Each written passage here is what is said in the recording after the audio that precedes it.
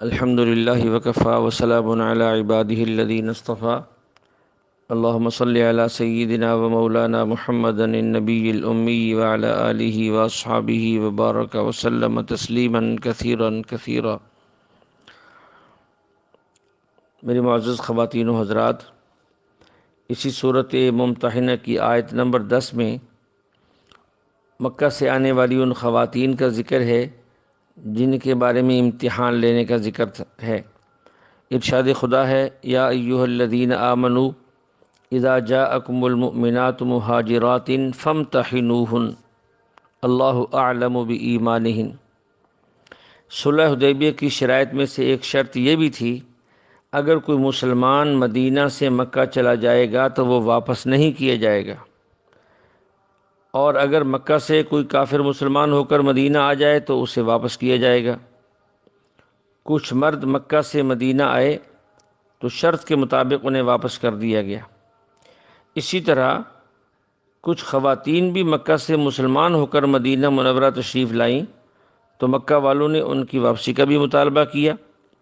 اس پر یہ آیت مبارکہ نازل ہوئی کہ خواتین اس واپسی کی شرط سے مستثنیٰ ہیں، انہیں واپس نہیں کیا جائے گا، کیونکہ اب وہ اپنے سابقہ کافر شوہروں کے لیے حلال نہیں رہیں، کیونکہ یہ مسلمان ہیں اور وہ کافر ہیں۔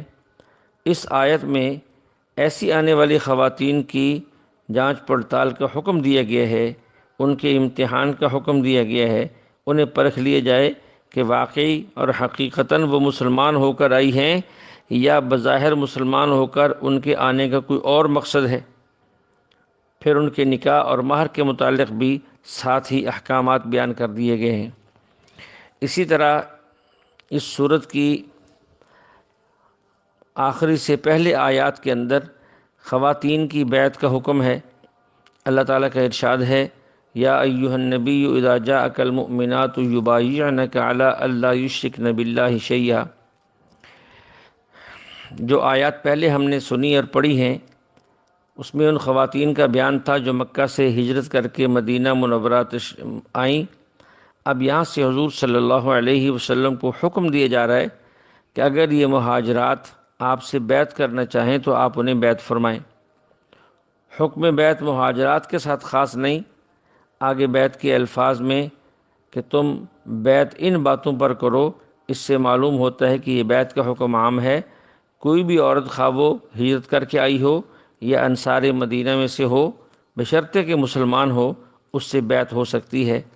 اور بیعت کن الفاظ سے کی آپ علیہ السلام نے، یقین الفاظ سے کی جائے، اس کا ذکر بھی قرآن پاک کے اندر موجود ہے کہ ان سے یہ وعدہ لیا جائے کہ آئندہ یہ شرک نہیں کریں گی، چوری نہیں کریں گی، زنا نہیں کریں گی، نہ حق اولاد کو قتل نہیں کریں گی، کسی پر بہتان نہیں باندھیں گی، ہر نیک بات اللہ کی اور ہر نیک بات رسول اللہ کی مانیں گی، اور آپ علیہ السلام ان کے لیے اللہ سے دعا بھی کریں گے، بے شک اللہ تعالیٰ معاف کرنے والا ہے۔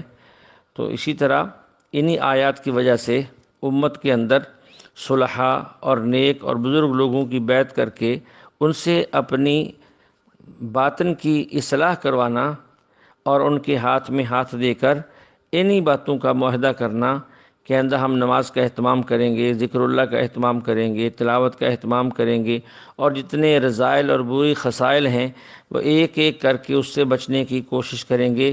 یہ معاہدہ کرنا، پھر اس کی کوشش میں لگ جانا، اسی کا نام بیعت ہے، جو ہمارے زمانے کے اندر بھی کی جاتی ہے۔ اللہ جل شانہ ہمیں ہر خیر کے کام میں آگے بڑھنے کی توفیق عطا فرمائے۔ وآخر دعوانا ان الحمد للہ رب العالمین۔